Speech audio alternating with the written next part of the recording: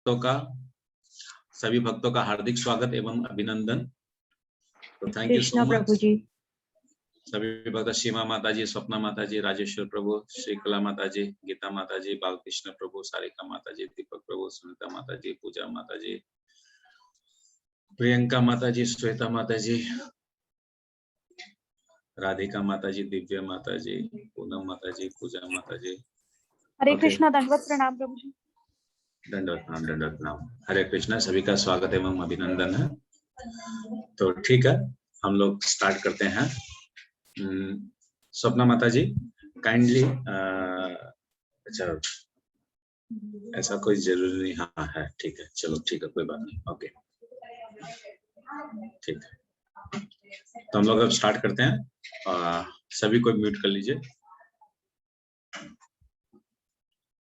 Okay. ओम नमो भगवते वासुदेवाय। ओम नमो भगवते वासुदेवाय। ओम नमो भगवते वासुदेवाय। नारायणं नमस्कृतं नरं चैव नरोत्तमं देवीं सरस्वतीं व्यासं ततो जयमुदीरये। नमो विष्णुपदाय कृष्णविष्टाय भूतले श्रीमते जयपताका स्वामिति नाम्ने। नमो आचार्य पदाय निताय कृपापदाय गौरकरधाम दयानगर ग्रामे आदिने। हरे कृष्ण। श्रीमद् भगवद गीता यथारूप, चतुर्थ अध्याय, दिव्य ज्ञान। तो जैसे हम लोगों ने देखा, तीसरे अध्याय में भगवान जो है, दूसरे अध्याय और तीसरे अध्याय में भगवान जो है अर्जुन महात्मा को बताते हैं सकाम कर्म क्या है, निष्काम कर्म क्या है, आत्म साक्षात्कार क्या है, किस प्रकार जीव जो है कर्म बंधनों से बनता है, किस प्रकार जीव जो है अहंकार वश फंसता है, किस प्रकार जीव जो है राग द्वेष से फंसता है, किस प्रकार जीव इंद्रियों को संयम नहीं करने के कारण क्या होता है, उसका भगवान के प्रति जो भगवान के प्रति जो उसका नित्य प्रेम जो है वो रजोगुण गुण में संसर्ग में आ गया, वो काम में उत्पन्न हो जाता है। और ये काम जो है वो जीव का सबसे बड़ा शत्रु है। तो इन ज्ञानों को भगवान ने जो ये ज्ञान दिया भगवान अर्जुन महात्मा को, इसी ज्ञान को और ज्यादा स्पष्ट करने के लिए भगवान आगे अर्जुन महात्मा को ये चौथा अध्याय का दिव्य ज्ञान प्रदान करते हैं। तो चौथा अध्याय का पहला श्लोक हम लोग पढ़ते हैं। श्री भगवान वाच इमं विवस्वते योगं प्रोक्तवान अहम अव्ययम् विवस्वान मन्वे प्राह मनु इक्ष्वाके अब्रवीत। भगवान कृष्ण ने कहा, मैंने इस अमर योग विद्या का उपदेश सूर्य देव विवस्वान को दिया और विवस्वान ने मनुष्य के पिता मनु को उपदेश दिया और मनु ने इसका उपदेश इक्ष्वाकु को दिया। तो भगवान यहां बोल रहे हैं कि भगवान ने इस भगवत गीता का ज्ञान, ये दिव्य ज्ञान जो अर्जुन महात्मा को प्रदान किया जा रहा है, वो दिव्य ज्ञान ये कोई नया नहीं है, ये बहुत बहुत बहुत पुराना है। और भगवान ने सबसे पहले इसका उपदेश किसको दिया था? एक क्षत्रिय को दिया था। वो क्षत्रिय कौन है? सूर्य लोक के जो राजा, उस समय में जो सूर्य लोक के राजा थे, उनका नाम था विवासवान। तो उस समय जो सूर्य लोक के जो राजा थे विवासवान, उनको उन्होंने सबसे पहले इस भगवत गीता का ज्ञान प्रदान किया था। क्यों किया था इसका ज्ञान प्रदान? क्योंकि, हरे कृष्णा, एक सेकंड रुके, हरि बोल, मेरा ये चार्ज में लगाओ इसको, लैपटॉप को, हरि बोल। जाह्नवी, जाह्नवी, हेतु, जाह्नवी, हरि बोल।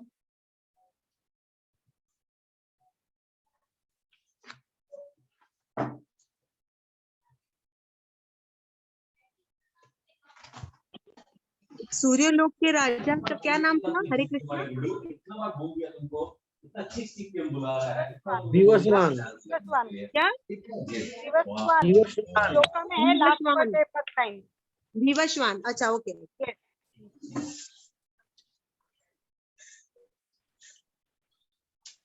तो भगवान ने सबसे पहले इसका ज्ञान जो है इसको दिया, एक क्षत्रिय को दिया। इसके पीछे एक रीजन है भगवान का। क्या रीजन है? सूर्य देव जो है वो एक राजा है सूर्य लोक के, और इसलिए वो समस्त इस पृथ्वी के जितने भी प्राणी हैं, जलचर, थलचर, वृक्ष, हम मनुष्य, जो भी है, कोई बूढ़ा, कोई जवान, कोई स्त्री, कोई पुरुष, जो भी जिस अवस्था में है, वो क्या करते हैं, सबको समान दृष्टि से वो अपना सूर्य की रोशनी और सूर्य का ताप प्रदान करते हैं। वो किसी में कोई भी प्रकार का भेदभाव नहीं करते हैं। क्यों? ऐसा क्यों?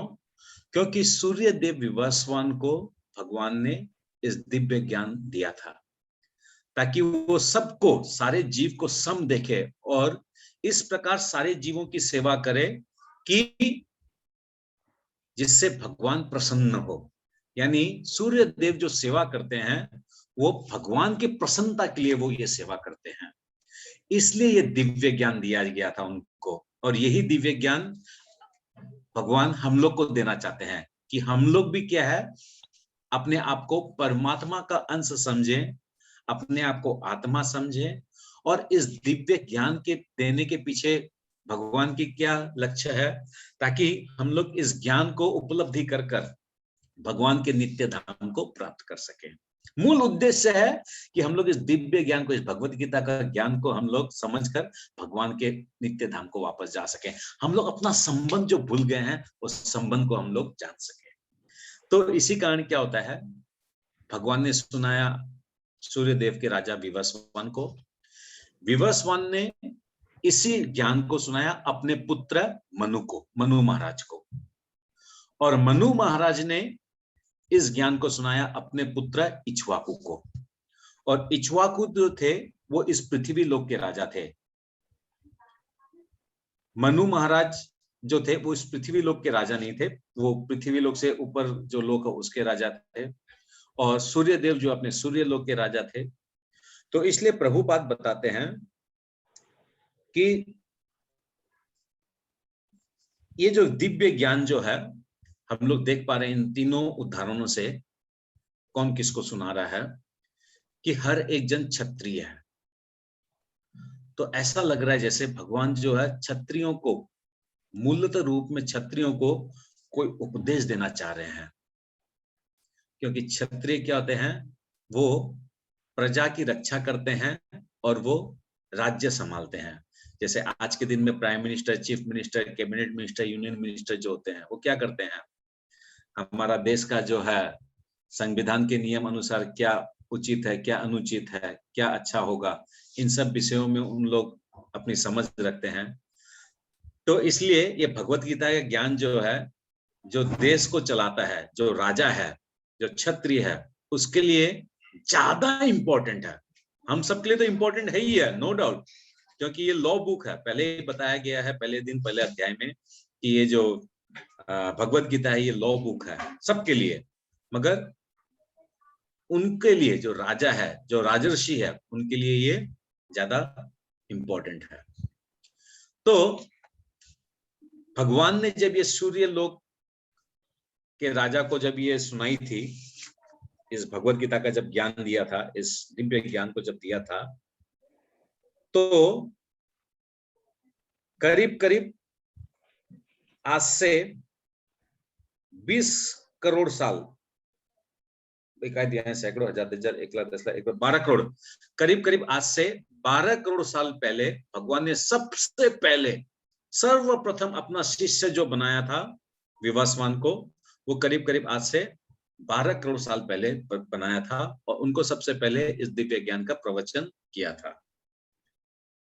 इसी दिव्य ज्ञान को सूर्यदेव विवस्वान ने अपने पुत्र मनु को दिया, और मनु ने इक्ष्वाकु को दिया।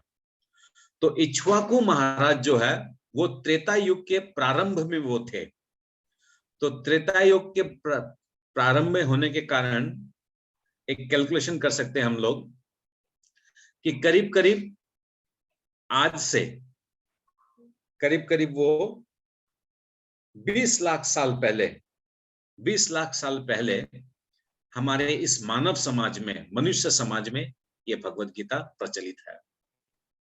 मगर क्या हुआ, इक्ष्वाकु महाराज ने जब इस भगवत गीता को सुनी और उसी जैसे उन्होंने उसको अपनाया, हूबहू उसी प्रकार से उन्हें अपने प्रजा का और इस पूरे इस पृथ्वी का उन्होंने सुचारू रूप से इसको चलाया। मगर क्या हुआ, काल क्रम में समय के साथ धीरे धीरे धीरे धीरे धीरे धीरे आस्ते आस्ते क्या हो गया, ये जो प्रणाली जो है, ये जो भगवत गीता का जो ज्ञान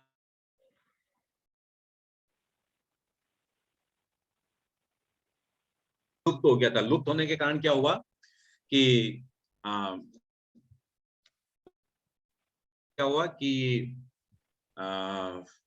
ये जो दिव्य ज्ञान जो है ये गुम हो गया, खो गया।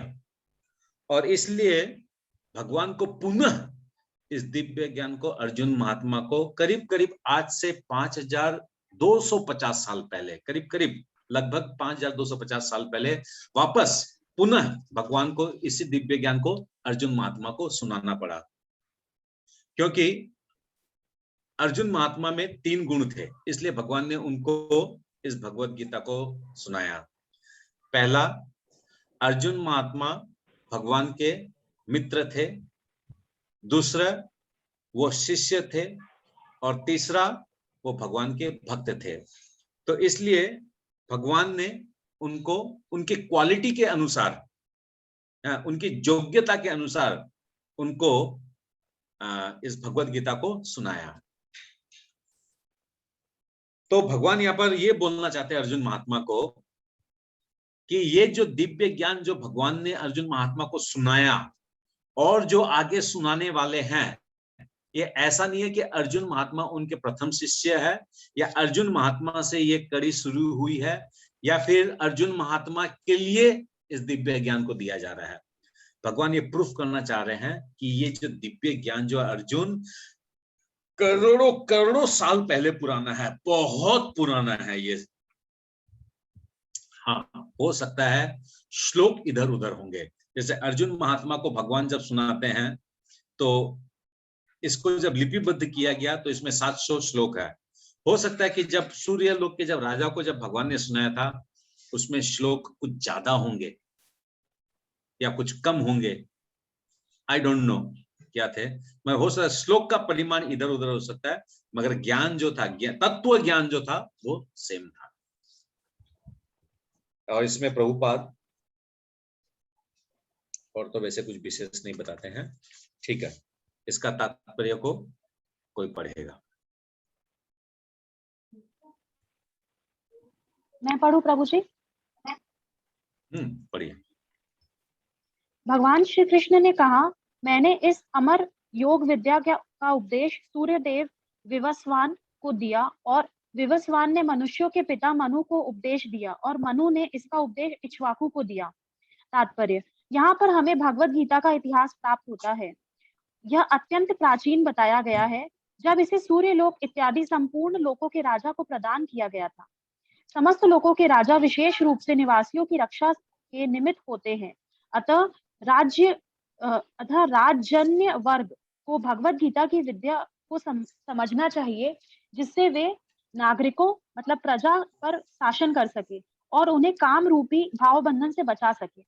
मानव जीवन का उद्देश्य भगवान के साथ अपने शाश्वत संबंध के आध्यात्मिक ज्ञान का विकास है और सारे राज्यों तथा समस्त लोगों के शासन दक्षों को चाहिए कि शिक्षा, संस्कृति तथा भक्ति द्वारा नागरिकों को यह पाठ पढ़ाए। दूसरे शब्दों में सारे राज्य के शासनाध्यक्ष कृष्ण भावनामृत विद्या का प्रचार करने के लिए होते हैं, जिससे जनता यह महाविद्या का लाभ उठा सके और मनुष्य जीवन के अवसर का लाभ उठाते हुए सफल मार्ग का अनुसरण कर सके। इस मनवंतर में सूर्य देव विवस्वान कहलाता है, यानी सूर्य का राजा, जो सौर मंडल के अंतर्गत समस्त ग्रहों का उद्गम है। ब्रह्म संहिता में 5.52 में कहा गया है, यक्षुरक्ष सविता सकल ग्रहणा राजा समस्त सूर मूर्तिर शेष तेजम यशज्ञा यज्ञ भ्रमति संभृत काल चक्रो गोविंद मादि पुरुषम तमह भजामि। ब्रह्मा जी ने कहा, मैं उन श्री भगवान गोविंद की पूजा करता हूँ जो आदि पुरुष है और जिनके आदेश से समस्त लोकों का राजा सूर्य प्रभूत शक्ति तथा ऊष्मा धारण करता है। यह सूर्य भगवान के नेत्र तुल्य है और यह उनकी आज्ञा अनुसार अपनी कक्षा को तय करता है। सूर्य सभी लोकों का राजा है तथा सूर्य देव सूर्य ग्रह पर शासन करता है, जो ऊष्मा तथा प्रकाश प्रदान करके अन्य समस्त लोकों को अपने नियंत्रण में रखता है। सूर्य कृष्ण के आदेश पर घूमता है और भगवान कृष्ण ने विवस्वान को भगवत गीता की विद्या समझाने के लिए अपना पहला शिष्य चुना। अतः गीता किसी मामूली सांसारिक विद्यार्थी के लिए कोई काल्पनिक भाष्य नहीं, अपितु ज्ञान का मानक ग्रंथ है जो अनंत काल से चला आ रहा है।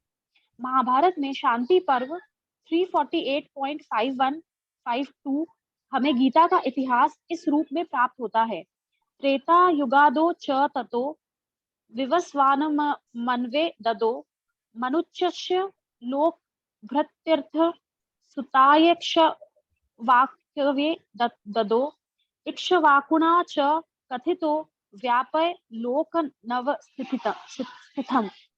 त्रेता युग के आदि में विवस्वान ने परमेश्वर संबंधी इस विज्ञान का उपदेश मनु को दिया और मनुष्यों ने जनक मनु ने इसे अपना पुत्र इक्ष्वाकु को दिया।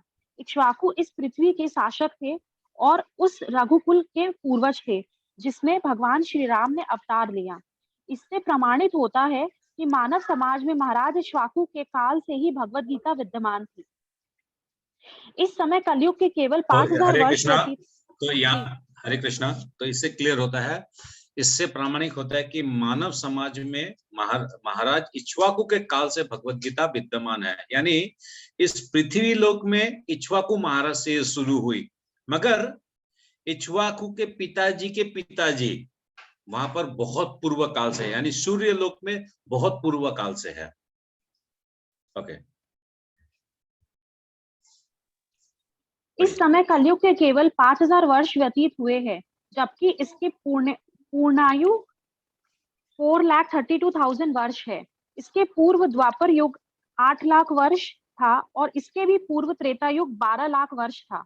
इस प्रकार लगभग 20,05,000 वर्ष पूर्ण मनु ने अपने शिष्य तथा पुत्र इक्ष्वाकु से, जो इस पृथ्वी के राजा थे, श्रीमद् भगवत गीता कही। वर्तमान मनु की आयु लगभग 30,53,000 वर्ष अनुमानित की जाती है, जिसमें से 12 करोड़ 4 लाख वर्ष बीत चुके हैं।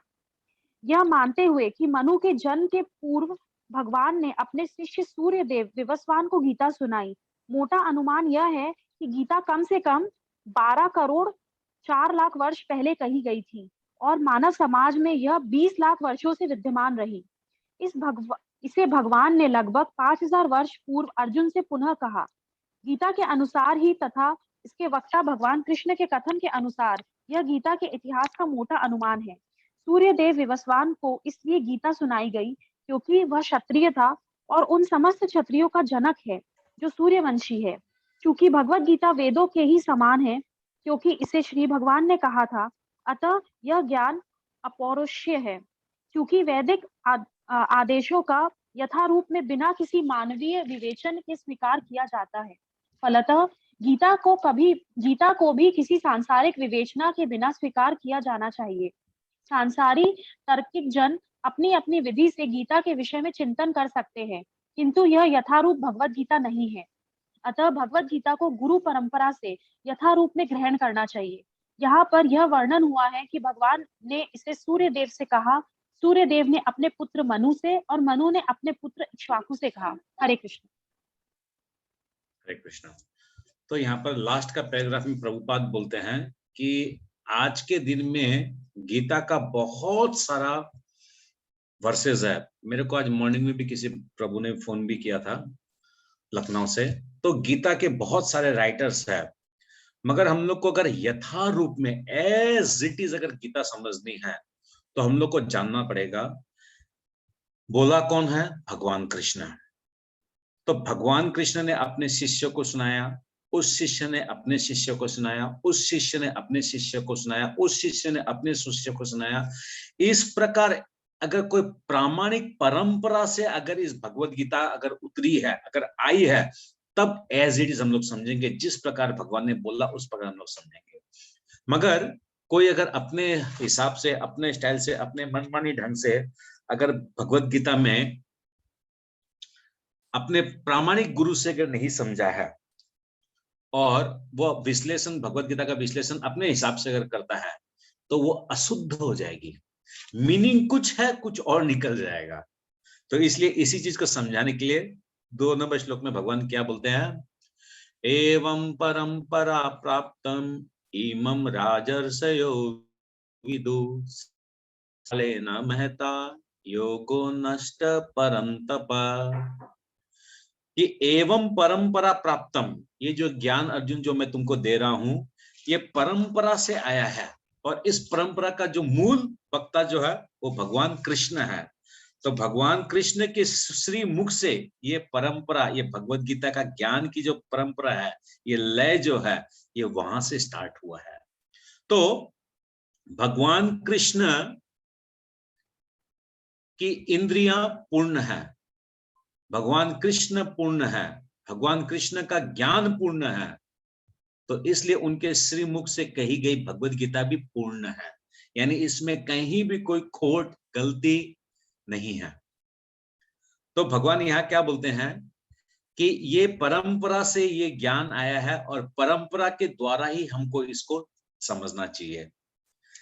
काल क्रम में क्या हो गया, काल क्रम में ये जो है क्या हो गया, ये नष्ट हो गया था। योगो नष्ट परम तप, ये जो भगवत गीता का जो ज्ञान है ये नष्ट हो गया था। मगर अर्जुन महात्मा, मैं तुमसे वापस पुनः रीस्टार्ट कर रहा हूं, स्टार्टिंग नहीं कर रहा हूं तुमसे, तुम्हारे यहां से रीस्टार्ट कर रहा हूं। और भगवान यहां पर क्या बोलते हैं, प्रभुपाद बोलते हैं अपने तात्पर्य में कि भगवान कृष्ण ने 4 परंपरा बनाई है। एक हो गया ब्रह्मा जी से परंपरा, जिसको बोलते हैं ब्रह्म परंपरा। फिर एक आया शिव जी से, जिसको बोलते हैं रुद्र परंपरा। एक आया लक्ष्मी जी से, जिसको बोलते हैं श्री परंपरा। और एक आया चतुष कुमार से, यानी ब्रह्मा जी के पहले पुत्र, 4 पुत्र थे जिनको बोलता है चतुष कुमार, वहां से आया कुमार परंपरा। इस तरह से भगवान बोलते हैं कि भगवान ने इन 4 परंपराओं के माध्यम से इस भगवत गीता का प्रचार किया है।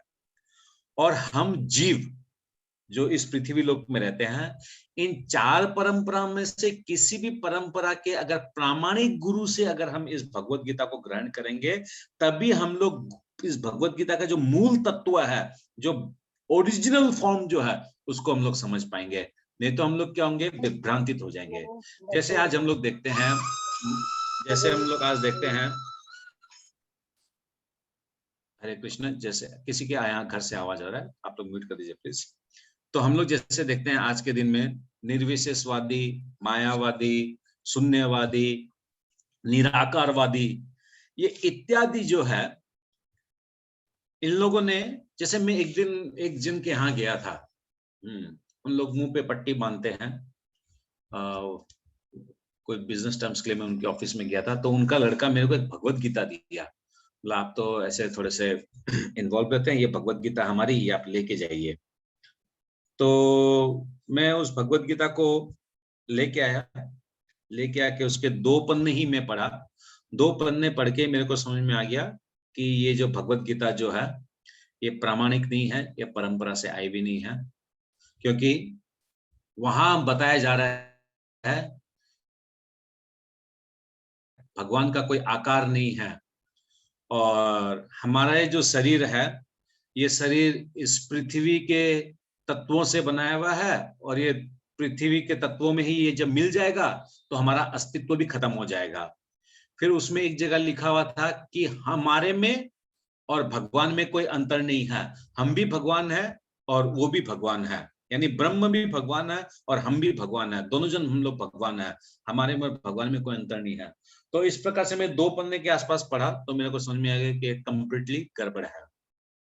तो इसलिए यहाँ पर क्या बताया जा रहा है, इस श्लोक का अनुवाद में क्या बताया जाता है, इस प्रकार ये परम विज्ञान गुरु परंपरा द्वारा प्राप्त किया गया और राजर्षियों ने इसे विधि से इसे समझा, किंतु काल क्रम में ये परंपरा छिन्न हो गई, अतः ये विज्ञान यथार्थ रूप में लुप्त हो गया। राजर्षियों ने इसे विधि से समझा, यहाँ क्यों बताया जा रहा है, क्योंकि देखिए पिछले श्लोक में हम लोगों ने देखा कि भगवान का टारगेट जो है राजा है, भगवान का टारगेट जो है क्षत्रिय लोग है। तो यानी यहाँ पर क्या बताया जा रहा है, श्लोक में भी देखिए क्या बताया, एवं परंपरा प्राप्तम इमम राजर्षयो विदु, है राजर्षियों के लिए बताया जा रहा है। यानी गीता विशेष रूप से राजर्षियों के लिए थी, क्योंकि वे उनका उपयोग प्रजा के ऊपर शासन करने के लिए करते थे। क्योंकि जब भी कोई प्रजा को जब शासन करता है, हमेशा उसका क्या रहता है, डोमिनेशन नेचर रहता है कि मैं डोमिनेट करूं। जैसे आप देखिएगा अफगानी और मुगलों की जब भी सेनाओं ने आक्रमण किया भारत पे, उनका आक्रमण का लक्ष्य था कि हम यहाँ की संपत्ति को लूट के ले जाएं अपने देश में। सेम ब्रिटिश भी जब आए थे उनकी भी वही धारणा थी। तो यहाँ पर एक तो हो गया लूटने का कार्य। क्यों लूटने का कार्य किए, क्योंकि उनके यहाँ पर भगवत गीता का प्रचार नहीं था। मगर हमारे भारत में जब भी राजाओं का कोई भी इस टाइप से अगर हुआ है तो वो क्या चीज के लिए हुआ, धर्म के कारण हुआ है। किसी ने किसी के स्त्री को हड़प लिया या किसी ने किसी के कुछ विशेष कारण से, तो कहीं ना कहीं हम लोग का धर्म हम लोग का कारण बनता था युद्ध करने का। हम लोग का इस टाइप से भारत में कभी युद्ध नहीं हुआ कि सब कुछ खत्म कर दें, यहाँ से लूटपाट करके ले जाएं हम लोग। इस टाइप का हम लोग की मानसिकता नहीं थी। क्यों, क्योंकि पहले गुरुकुल हुआ करते थे। जो हमारे राजा थे, पहले पूर्वज के जो राजा थे, कोई बड़ा बात नहीं है, हमारे आपके परिवार में से कोई क्षत्रिय राजा इस प्रकार से रहे होंगे जो अपने राजा के लिए कार्य किए होंगे, अपने राज्य के लोगों की रक्षा किए होंगे। नो डाउट, हो सकता, कोई बड़ा बात नहीं है। तो उन लोगों ने क्या है, उन लोग को वहां पर किंतु भगवत गीता का ज्ञान दिया जाता था। एक और बात है जो यहाँ पर भगवत गीता में नहीं लिखा हुआ है या प्रभुपाद कहीं भी मेंशन नहीं किया, मगर मैंने एक मेरे प्रिय मित्र है, प्रिय मित्र नहीं है मेरे, तो मैं तो उनके धूल के समान नहीं हूँ, एक मेरे शिक्षा गुरु समझ लीजिए, वो एक बार बता रहे थे अपना प्रवचन में कि मुगलों ने जब हमारे भारत पे आक्रमण किया था तब क्या हो गया, हमारे बहुत वेद थे, हम लोग का जो वेद उपनिषद बहुत बहुत मोटे लंबे चौड़े होते थे, और ये सब जो हम लोग का संग्रह करके अच्छा से रखा हुआ था। मगर मुगलों ने क्या किया, 6 महीना तक अपने सैनिकों को खिलाने के लिए कुकिंग करना था, तो कुकिंग करने के लिए सुन लगा लकड़ी उकड़ी सब खत्म हो गया। इतनी बड़ी सेना को उन लोग लेके आए थे, सैनिकों की मतलब वो सेनाओं को लेके आए थे। तो उन लोगों ने क्या किया, हमारे वेद, हमारे शास्त्र, हमारे उपनिषद, हमारे जितने थे, इवन रामायण, महाभारत, गीता, सबको उन लोगों ने जला दिया था। जला के कुकिंग करके अपने लोगों का उन लोगों ने पालन पोषण किया। उस समय क्या हुआ, एक ब्राह्मण पुत्र था जो बचपन में बहुत ज्यादा बेवकूफ था। उसको जब गुरुकुल में भेजा करते थे तब भी वो गुरुकुल में नहीं पढ़ता था, बस ऐसे जैसे तैसे वो आ जाता था। तो एक दिन बहुत वो उसको डांट पड़ी और बहुत उसको मतलब उसका अपमान हुआ। तो वो निर्णय लिया कि ठीक है, मैं गुरुकुल में तो नहीं जाता हूँ, कोई बात नहीं, मेरा पढ़ाई में मन नहीं लगता, कोई बात नहीं है, मैं काम करता हूँ, शास्त्रों को पढ़ता हूँ। ये मुगलों का जो आक्रमण हुआ उसके पहले की बात मैं बोल रहा हूँ। तो वो बच्चा क्या किया, शास्त्रों को पढ़ता गया, इतना पढ़ा उन शास्त्रों को कि उसके सारे स्मरण में वो फिट हो गया। वो सारे शास्त्र जो उसके स्मरण में फिट हो गया। अभी क्या हुआ, मुगलों ने तो 6 महीना के अंदर में सब तबाह कर दिया, सब सत्यानाश कर दिया। तो क्या हो गया, उस ब्राह्मण का जो पुत्र था वो तब तक बड़ा हो चुका था और उनका नाम था बोप देवजी ब्राह्मण। ये महाराष्ट्र साइड के थे, महाराष्ट्र या गुजरात उस साइड के थे वो। तो लोगों में चर्चा होने लग गई कि भाई हम लोग का तो समस्त शास्त्र खत्म हो गया, अब क्या होगा, सब खत्म हो गया है। तब राजा ने बुलाया कि एक बोपदेव नाम का ब्राह्मण है, उसको सब कुछ याद है, वो सब कुछ पढ़ा था। तो बोपदेव जी आए और उस समय निर्विशेषवादी, शून्यवादी, साकारवादी जितने भी लोग थे, उन्होंने सबको सामने बैठा और सामने बैठ के उन लोग सबको लिख रहे थे और बोपदेव जी सारे श्लोकों को बोल रहे थे जो उनको स्मरण में था। इस प्रकार जो भी आज हम लोग के पास थोड़ा बहुत जो शास्त्र है हम लोग का ओरिजिनल में, ओरिजिनल फॉर्म में जो है साउथ में हम लोग का शास्त्र संरक्षण करके रखा हुआ है। मेनली साउथ इंडिया में ही हम लोग का मेन शास्त्र उस्त्र जो है वहां पर अच्छा से रखा हुआ है बहुत सारा। तो इसलिए क्या बताया गया है कि एवं परंपरा प्राप्तम, ये परंपरा से जो आया था ये ज्ञान, ये कालक्रम में लुप्त हो गया। और इसलिए हम लोग को क्या करना चाहिए, जैसे सपोज किसी के पास कोई अगर दूसरी तीसरी भी अगर भगवत गीता है, कोई प्रॉब्लम नहीं है, हम लोग उसको पढ़ सकते हैं और पढ़ के जैसे जो लिखा हुआ उसको एज इट इज हम लोग समझ जाएंगे तो हम लोग का काम हो जाएगा, कोई उसमें प्रॉब्लम बोल के नहीं है। तो अभी क्या है, आप लोग क्या जिसके पास जो भी भगवत गीता है उसको जरूरी नहीं है कि आप लोग को प्रभुपाद की ही गीता लेनी पड़ेगी। आप लोग कैसे अगर विवेकानंद जी की गीता है या फिर मोहन ब्रजदास की भी अगर गीता लिखी हुई है तो भी कोई प्रॉब्लम नहीं, आप लोग उस सबको अपने जीवन में अपना कर चल सकते हैं, नो प्रॉब्लम। फिर अब हम नो लोग आगे प्रभु जी, बढ़ते हैं। आप क्या बोल रहे हैं? नहीं प्रभु जी, प्रामाणिक गुरु की गीता ही हमको पढ़नी है। अच्छा अच्छा, प्रामाणिक गुरु की, अच्छा मतलब कोई भी टॉम डिक एंड हैरी की लिखी हुई भगवत गीता हम लोग को ना तो पढ़नी है और ना उससे हम लोग जीवन में कुछ समझ पाएंगे। Very good, okay. तो ठीक है, कंसेप्शन क्लियर है माता जी लोग का। प्रभु लोग कुछ नहीं बोलते बीच में, तो मैं सोचता हूँ प्रभु लोग को शायद मेरी बात पे बहुत आकर्षण हो गया। अब जो है एक भगवत गीता मोहन ब्रजदास दास भी लिखेगा। भगवत गीता मतलब हुआ 8:45 पे जाके हम लोग को डिस्को में बैठना है। ये क्या आप लोग ये क्लास में आ जाते हैं। तो इसका मतलब मेंटल स्पेकुलेशन से कोई अगर भगवत गीता को अगर लिखा है, हम लोग कभी भी उसका मूल मर्म जो है, उसका जो मूल तत्व जो है, उस तत्व ज्ञान को हम लोग नहीं समझ पाएंगे। और जब वो प्रामाणिक गुरु के द्वारा, आध्यात्मिक गुरु के द्वारा भगवान कृष्ण से जो परंपरा स्टार्ट हुई है, भगवान कृष्ण ने किसको कहा, देखिए भगवान कृष्ण ने सबसे पहले अपने, भगवान कृष्ण का पहले पुत्र इस पृथ्वी लोक में कौन है, ब्रह्मा जी। उन्होंने अपने पुत्र ब्रह्मा जी को कहा, ब्रह्मा जी ने नारद जी को कहा, नारद जी ने व्यास देव जी को कहा, फिर व्यास देव जी से परंपरा आती रही। ये परंपरा कहां तक आई, भक्ति विनोद ठाकुर महाराज के पास आए, भक्ति विनोद ठाकुर महाराज से सरस्वती दास ठाकुर महाराज के पास आए, सरस्वती दास ठाकुर महाराज के शिष्य हुए शिला प्रभुपाद।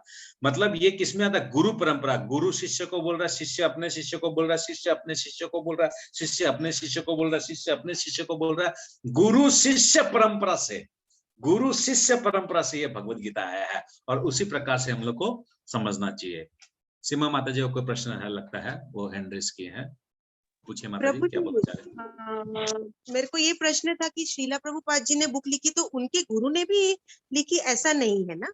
उन्होंने उनके गुरु हाँ, उन्हें पहले क्या था माता जी, जो बहुत अच्छा प्रश्न पूछा है माता जी ने। भक्ति सिद्धांत ठाकुर, उनके जो गुरु थे शिला प्रभुपाद के, उनका नाम था भक्ति सिद्धांत सरस्वती ठाकुर महाराज। वो अल्टीमेट इंटेलिजेंट थे, वो अल्टीमेट इंटेलिजेंट। तो उन्होंने भगवत गीता वैसे तो नहीं लिखी, मगर उन्होंने टीका लिखा, कुछ श्लोकों का उन्होंने टीका लिखा। मगर पहले के स्टूडेंट्स लोग जो थे ना, कैसे थे जानते क्या, गुरु कुछ बोल रहा ना, इमीडिएटली उन लोग का मेमोराइजेशन में वो चीज आ जाता है, इतने एक्सपर्ट होते थे। फिर उन लोग जब क्लास देते थे तो क्लास के हिसाब से उन लोग टोकते थे, सब चीज को लिखते थे, क्योंकि मालूम था कि कलयुग का प्रभाव सब ब्रेन से निकल जाएगा। तो ऐसा नहीं है, लिखते थे, उन लोग लिखते थे। और भक्ति विनोद ठाकुर महाराज जो थे, भक्ति विनोद ठाकुर महाराज जो सरस्वती ठाकुर महाराज के से जस्ट ऊपर में थे, तो नहीं, उनके बीच में एक और था, गौरकृष्ण बाबा जी महाराज थे। गौरकृष्ण बाबा जी महाराज के, एक सेकंड रुकिए मैं कंफर्म करके बताता हूँ। यस, ठीक बोल रहा हूँ मैं, गौरकृष्ण बाबा जी महाराज थे। गौरकृष्ण बाबा जी महाराज के गुरु थे भक्ति विनोद ठाकुर महाराज। भक्ति विनोद ठाकुर महाराज ने किंतु ऑलमोस्ट सब चीज की रचना की थी, एवरीथिंग वो लिपिबद्ध करके गए थे। वो ये जितने भी हम लोग कीर्तन वगैरह गाते हैं, नरोत्तम दास ठाकुर महाराज के हैं या फिर अपने गौरकृष्ण इनके हैं, भक्ति विनोद ठाकुर महाराज के हैं, उन लोग किंतु क्योंकि वो भयानक अल्टीमेट इंटेलिजेंट थे वो भी। तो वैसे भी भक्ति जीवन में मैं एक चीज देखा हूं जो भी भगवत गीता को अपनाना चाहता है, जो भगवत गीता को जीवन में लाना चाहता है, ऑलमोस्ट वो इंटेलिजेंट होता है। बेवकूफ कहाँ से होगा, आप मेरे को बताओ। क्योंकि जिसको अगर ये ज्ञान हो जाए कि मैं आत्मा हूँ, मेरा भगवान के साथ संबंध है और मेरे को भगवान के धाम जाना है, दैट मीन्स डेफिनेटली वो इंटेलिजेंट होना पड़ेगा। वो बेवकूफ होगा कहाँ से, राइट? कुमुद माता जी कुछ पूछना चाह रही है। अगर कोई प्रश्न है तो हम लोग बाद में लेंगे, नहीं तो ये फ्लो जो ना फ्लो खराब हो जाएगा। और कोई कुछ शॉर्ट क्वेश्चन तो पूछिए माता जी। प्रभु जी, ये जो आप परंपरा के अनुसार बता रहे हैं, तो जो मंदिर में हम लोग बैठ के देखते हैं, जैसे शीला प्रभुपाद जी की बड़ी रहती है और बाकी और रहते हैं 3-4, वो विनोद ठाकुर महाराज जी, सरस्वती ठाकुर जी, इनकी यस, रहती है। वेरी गुड, वही परंपरा है। यस, करेक्ट, वही परंपरा है। वो इसका शिष्य, वो इसका शिष्य, वो इसका शिष्य, वो इसका शिष्य। कृष्ण जी के नीचे और वही इसलिए हाँ, यस, इसलिए हम लोग अभी जैसे आप लोग अभी, मैं देखा हूँ कल क्लास में आप लोग 51 जन आप लोग कल रात को क्लास किए थे, तो बहुत जन का ऑलरेडी एप्लीकेशन आया हुआ है। तो शीला प्रभुपाद के जो बहुत सारे शिष्य हैं, उनमें से एक शिष्य है जिनका मैं शिष्य हूँ। उनका नाम है हिज होलीनेस गुरु महाराज है, वो मेरे जय पताका स्वामी महाराज, गुरु महाराज। तो आज मॉर्निंग में भी मेरा टेंपल प्रेसिडेंट से बात हुआ है। आप लोग का जितने लोगों का फॉर्म आया हुआ है, हम लोग चेष्टा कर रहे हैं कि मेरे जो गुरु महाराज है उन्हीं गुरु महाराज के तत्वाधान में आप लोग का आश्रय हो जाए। ठीक है, आप लोग का 4 नियम पालन नहीं हो रहा है, नो प्रॉब्लम। आप लोग 16 माला नहीं कर पा रहे हैं, नो प्रॉब्लम। कम से कम आप लोग का एस्पिरेंट भी अगर हो गया, पाइपलाइन में तो घुस गए ना आप। हाँ, रेंगते दौड़ते लड़ते झकड़ते जैसे तैसे कहीं ना कभी हम लोग भगवत धाम पहुंच जाएंगे, नो प्रॉब्लम। चेष्टा में लगे हुए हैं। बाकी देखिए, वहां से अगर ग्रीन सिग्नल अगर आ गया तो आप लोग को कुछ नहीं करना है, एक फॉर्म में दूंगा, फटाफट आप लोग को फॉर्म फिलअप करना, अपना 2-2 फोटो लगाकर आप लोग वो मुझे भेजेगा। आप लोग का सबका एस्पिरेंट, भगवान से प्रार्थना, आप लोग भी प्रार्थना कीजिए। ये नरसिंह चतुर्दशी आ रहा है 25 तारीख को, तो वो बहुत बड़ा दिन है। उस दिन अगर भगवान चाहेगा तो आप लोग का सबका उस दिन एस्पिरेंट कराने का कोशिश करेंगे। सबका मतलब जो लोग चाहते हैं, जो एक सच में एक प्रामाणिक गुरु जीवन में अगर चाहते हैं, तो उन लोग एस्पिरेंट लीजिएगा आप लोग। ठीक है, इसका तात्पर्य पढ़िए 2 नंबर श्लोक का। हरे कृष्ण प्रभु जी, मैं पढ़ती हूँ। यहाँ स्पष्ट कहा गया है कि गीता विशेष रूप से राजर्षियों के लिए थी, क्योंकि वे उसका उपयोग प्रजा के ऊपर शासन करने में करते थे।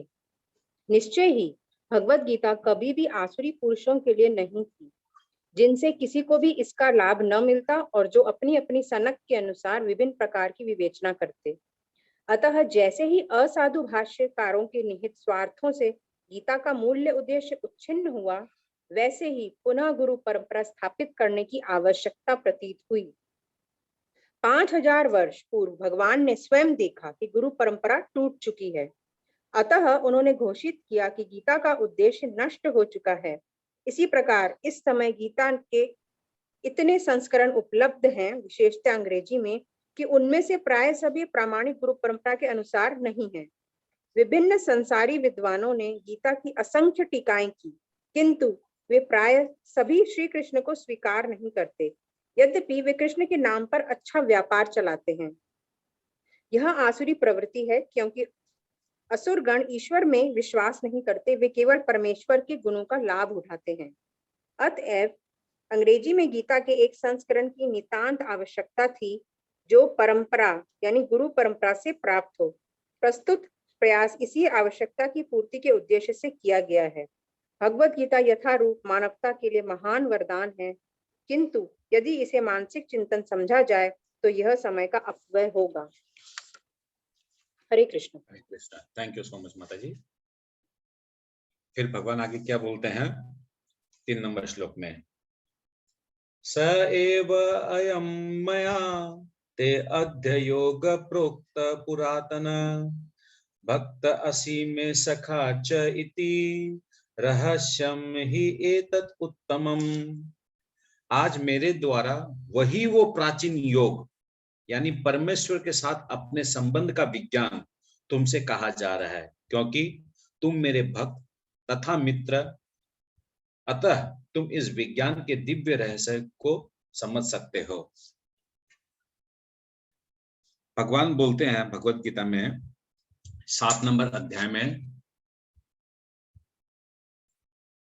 7.14 में 7 नंबर अध्याय के 14 नंबर श्लोक में बोलते हैं कि 4 प्रकार के लोग मेरे पास नहीं आ सकते, नहीं आते हैं। चातुर्वर्ण में चातुर्विद्या नहीं, माया में प्रभु जी 7.15 7.15 है ना। ओके, फर्स्ट वर्ड क्या है? न मा दुष्कृत नो मूढ़ा नामम दुष्कृत नो मूढ़ा प्रपदन्ते नराधमा, प्रपदन्ते नराधमा, प्रपदन्ते नराधमा। फिर क्या है? माया अपरिहत ज्ञाना आसुनम भाव माश्रिता। तो यानी भगवान बोलते हैं कि 4 प्रकार के लोग हैं, आसुर, नास्तिक हैं, विभिन्न प्रकार के लोग, ये 4 प्रकार के लोग मेरे पास नहीं आ सकते हैं। क्यों?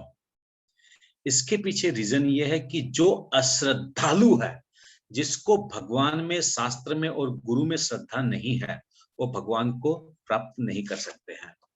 तो यहाँ क्या बताया जा रहा है कि भगवान ने इस दिव्य ज्ञान को, इस भगवत गीता का ज्ञान सुनाने के लिए किसको चयन किया? सबसे पहले जब चयन किया था तब किसको किया था? सूर्यदेव के राजा को, क्योंकि वो भगवान के परम भक्त थे। भगवान के आदेशों का वो पूर्ण रूप से वो पालन करते थे। उसी प्रकार भगवान को जब पुनः वापस जब इस भगवत गीता को बोलने की जब बारी आई, तो भगवान किसका चयन किए? अर्जुन महात्मा को। क्योंकि अर्जुन महात्मा में 3 क्वालिटी थी। एक तो वो भगवान के मित्र थे, वो भगवान के शिष्य थे, और वो भगवान के क्या थे? तीसरा भक्त, मित्र, शिष्य और वो भक्त थे। तो इसका मतलब हम लोग में भी क्या गुण होना पड़ेगा कि हम लोग को भी भगवान का मित्र बनना पड़ेगा, तभी हम लोग इस भगवत गीता को समझ पाएंगे, है ना। प्रभु जी भक्त भक्त बनना तो पड़ेगा, कौन कौन मेरे साथ हमको मित्र होगा दास भगवान का? दास बनना पड़ेगा। भक्त बनना पड़ेगा। दास बनना पड़ेगा। आप लोग तो बहुत इंटेलिजेंट हो गए हैं। अब तो ऐसे तो कैसे चलेगा? आप लोग अगर सब कुछ जान ही गए हैं तो मैं बोलूं क्या? बहुत अच्छा लगता है हमको, बहुत अच्छा लगता है कि जब मैं कुछ बोलता हूँ आप लोग इमीडिएटली उसको कैच करते हैं। इसका मतलब आप लोग कंसंट्रेशन से सुन रहे हैं, एब्सेंस माइंड नहीं है। Yes, you all are correct. हम लोग को दास्य भाव से भगवान के साथ संबंध करना है, क्योंकि दास्य भाव से, हे कृष्ण हम तुम्हारे नित्य दास है, इस भाव से जब हम लोग अपना जीवन ज्ञापन करेंगे तो हमारा जो अहंकार जो है, ये अहंकार कमेगा, और इस भौतिक इंद्रियों से जो हम लोग अपने को तुष्ट करने की जो कोशिश करते हैं वो धीरे धीरे धीरे धीरे कमता जाएगा। और जहां हम लोग समझे कि भगवान तो मेरा मित्र है, या भगवान मेरा पुत्र है, मैं उसकी माँ हूं, मैं उसका बाप हूं, मैं उसका सखा हूं, वो तब हम लोग से गंडगोल हो जाएगा, हम लोग से गड़बड़ी हो जाएगा। क्योंकि ना तो हम गोपियां हैं, ना हम अर्जुन हैं, ना हम हनुमान हैं, ना हम लोग ये है क्या बोलता है यशोदा माँ है, तो हमारे में वो योग्यता ही नहीं है। मन से हम लोग सोच लेंगे तो सबसे बेस्ट क्या है कि भगवान के साथ अगर दास्य संबंध हमारा है, ओके वेरी गुड, सबसे बेस्ट है, टेंशन फ्री, कोई रिस्क नहीं है इसके अंदर, 0 रिस्क लेवल है। ठीक है, इसको पढ़िए आप लोग, इसका तात्पर्य पढ़िए।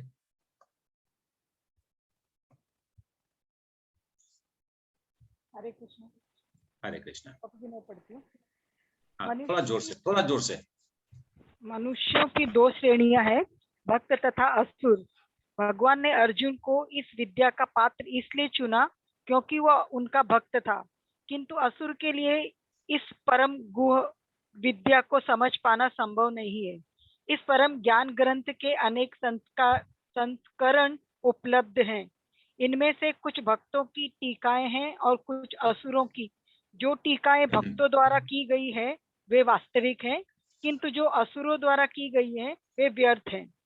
अर्जुन श्री कृष्ण को भगवान। हरे कृष्णा, यहाँ पर असुरों के द्वारा दी गई टीकाएं का मतलब क्या बोलना चाह रहे हैं यहाँ पर प्रभुपाद? जो एथिस्ट लोग होते हैं वो क्या लिखते हैं क्या नहीं लिखते हैं। मतलब आप लोग जब सुनेंगे तो ऐसा लगेगा क्या बोलना चाहते हैं उन लोग। हमारे पूर्वज बंदर थे, उनके पूर्वज और बंदर थे, फिर बंदर से हम लोग इंसान बने। अब मेरे को एक चीज बताइए, आप इंसान हैं, आप अपने पिताजी को देखे हैं, वो भी इंसान है। आपने अपने दादाजी को देखा है, वो भी इंसान है। आपने अपने परदादा को देखा है, वो भी इंसान है। अब हमको एक चीज बताइए, भगवान जब सूर्य देव को इस दिव्य ज्ञान जब प्रदान कर रहे थे, तो क्या भगवान उस टाइम पर बंदर थे? वो बंदर रूप में सूर्य देव को समझाए और फिर धीरे धीरे धीरे धीरे बंदर से हम लोग मनुष्य बने। Is this possible? तो इसका मतलब क्या है कि कुछ ऐसे बेवकूफ लोग हैं, कुछ इस टाइप के मूढ़ा लोग हैं, कुछ इस टाइप के असुर लोग हैं। उन लोगों ने क्या किया, भगवत गीता का जो परंपरागत जो ज्ञान है, जो मूल तत्व का जो ज्ञान है, उसको उन लोगों ने सबको बर्बाद कर दिया, सब फिनिश करके छोड़ दिया उन लोगों ने। आगे बढ़े। अर्जुन श्री कृष्ण को भगवान के रूप में मानता है, अतः जो गीता भाष्य अर्जुन के पद चिन्हों का अनुसरण करते हुए किया गया है, वह परम विद्या के पक्ष में वास्तविक सेवा है। किंतु असुर भगवान कृष्ण को उस रूप में नहीं मानते। वे कृष्ण के विषय में तरह तरह की मनगढ़ंत बातें करते हैं और वे कृष्ण के उपदेश मार्ग से सामान्य जनता को गुमराह करते रहते हैं। ऐसे कुमार्गों से बचने के लिए यह एक चेतावनी है। मनुष्य को चाहिए कि अर्जुन की परंपरा का अनुसरण करे और श्रीमद् भगवद गीता के इस परम विज्ञान से लाभान्वित हो। हरे कृष्ण। हरे कृष्ण। 4 नंबर श्लोक। अर्जुन उवाच, अर्जुन उवाच यानी अर्जुन बोल रहे हैं। क्या बोल रहे हैं अभी भगवान से? अपरम भवतो जन्म परम जन्म विवस्वत कथम एतद् विजानीयाम त्वआदौ प्रोक्तवान इति। अर्जुन ने कहा, सूर्यदेव विवस्वान आपसे पहले हो चुके हैं, ज्येष्ठ है, तो फिर मैं कैसे समझूं कि प्रारंभ में भी आपने उन्हें इस विद्या का उपदेश दिया था। अभी क्या अर्जुन महात्मा को जब भगवान इस प्रकार बोल रहे हैं कि मैं 12 करोड़ साल पहले जो है इस ज्ञान को सूर्यदेव को दे चुका हूं, और यही ज्ञान जो है करीब करीब 20 लाख साल पहले से इस पृथ्वी पे है, जो भगवान ने ही दिया। तो अर्जुन महात्मा को थोड़ी शंका हो जाती है कि भगवान नहीं, सॉरी, उस टाइम तक अभी तक वो कृष्ण ही समझ रहे हैं कि कृष्ण जो मेरा मित्र है, मेरा सखा है, हम लोग मोर और लेस हम उम्र है, और इस टाइप की बात कैसे कर रहे हैं कि वो पहले थे। तो उनको क्या एक शंका हुई है भगवान के ऊपर, और इन्होंने इसलिए अर्जुन ने कृष्ण से प्रश्न पूछा, जिससे मतलब क्या भगवान स्वयं अपने मुंह से प्रामाणिक रूप से बताए। क्यों बताए? भगवान जब स्वयं अपने मुंह से जब इस चीज को बताएंगे तब क्या होगा। भगवान अर्जुन को मालूम था कि इस कलियुग के जो लोग हैं वो भगवान पे संदेह करेंगे, भगवान की बातों पे संदेह करेंगे, और भगवान की भगवत्ता पे संदेह करेंगे। भगवान ने जो दिव्य ज्ञान प्रदान किया है उस पे संदेह करेंगे। तो अगर भगवान स्वयं अपने मुंह से अगर बताए कि भगवान आदि पुरुष है, भगवान पहले भी थे, भगवान अभी भी है, और भगवान इस पृथ्वी का, इस ब्रह्मांड का जब विनाश हुआ था उसके बाद वो रहते हैं, ये बात स्वयं अगर भगवान अपने मुंह से अगर बोले तो क्या होगा। जो इस भौतिक जगत के, जो इस कलियुग के जो असुर लोग हैं, उन लोग के लिए क्या होगा, ये प्रॉपर आंसर होगा, क्योंकि स्वयं कृष्ण ने अपने मुंह से कहा है। फिर तुम लोग अपने मन से, अपने मन गढ़ंत बातें तुम लोग क्यों बना रहे हो? वैसे अर्जुन कोई बेवकूफ नहीं था, अर्जुन को सब चीज मालूम है, क्योंकि अर्जुन तो भगवान का नित्य पार्षद है। भगवान जब जब लीला करने आते हैं तब क्या होते हैं, भगवान के जो नित्य पार्षद है वो पहले आ जाते हैं, वो पहले आके क्या करते हैं, यहाँ पर वो मंच रेडी करते हैं ताकि भगवान आएंगे, अपना लीला करेंगे और फिर वापस अपने नित्य धाम को चले जाएंगे। मगर इस कलियुग के जो विभ्रांतित जो लोग होंगे, जो असुर होंगे, जो नास्तिक होंगे, जो मायावादी होंगे, जो निर्विशेषवादी होंगे, उन सब के लिए अर्जुन महात्मा ये प्रश्न पूछते हैं ताकि भगवान अपना दिव्य ज्ञान, भगवान अपना इंट्रोडक्शन, अभी तक क्या चल रहा है, सकाम कर्म, निष्काम कर्म, आत्म ज्ञान, ये ज्ञान, वो ज्ञान, कर्म योग, वो सब चल रहा है। मगर अभी तक जो आदमी ये बोल रहा है उनका तो इंट्रोडक्शन ही नहीं हुआ है। इस book, author of the book, जो ऑथर है उनके बारे में तो अभी तक प्रवचन ही चालू नहीं हुआ। कौन है इसका ऑथर, क्या है, कौन है, कहां से आया है। तो इसलिए अर्जुन महात्मा ये प्रश्न पूछ रहे हैं। इसका तात्पर्य पढ़िए कोई। हाँ, हरे कृष्ण, मैं पढ़ती हूँ। जब अर्जुन भगवान का माना हुआ भक्त है तो फिर उसे कृष्ण के वचनों पर विश्वास क्यों नहीं हो रहा था? सत्य यह है कि अर्जुन यह जिज्ञासा अपने लिए नहीं कर रहा है, अपितु यह जिज्ञासा उन सबों के लिए है जो भगवान में विश्वास नहीं करते, अथवा उन असुरों के लिए है जिन्हें यह विचार पसंद नहीं है कि कृष्ण को भगवान माना जाए। उन्हीं के लिए अर्जुन यह बात इस तरह पूछ रहा है मानो वह स्वयं भगवान या कृष्ण से अवगत न हो। जैसा कि 10वें अध्याय में स्पष्ट हो जाएगा, अर्जुन भली भांति जानता था कि कृष्ण श्री भगवान है और वे प्रत्येक वस्तु के मूल स्रोत हैं तथा ब्रह्मा की चरम सीमा है। निसंदेह कृष्ण इस पृथ्वी पर देवकी के पुत्र रूप में भी अवतीर्ण हुए। सामान्य व्यक्ति के लिए यह समझा पाना अत्यंत कठिन है कि कृष्ण किस प्रकार उसी शाश्वत आदि पुरुष श्री भगवान के रूप में बने रहे। अतः इस बात को स्पष्ट करने के लिए ही अर्जुन ने कृष्ण से यह प्रश्न पूछा, जिससे वे ही प्रामाणिक रूप में बताए। कृष्ण परम प्रमाण है। यह तथ्य आज ही नहीं, अनंत काल से सारे विश्व द्वारा स्वीकार किया जाता रहा है। केवल असुर ही इसे अस्वीकार करते रहे हैं।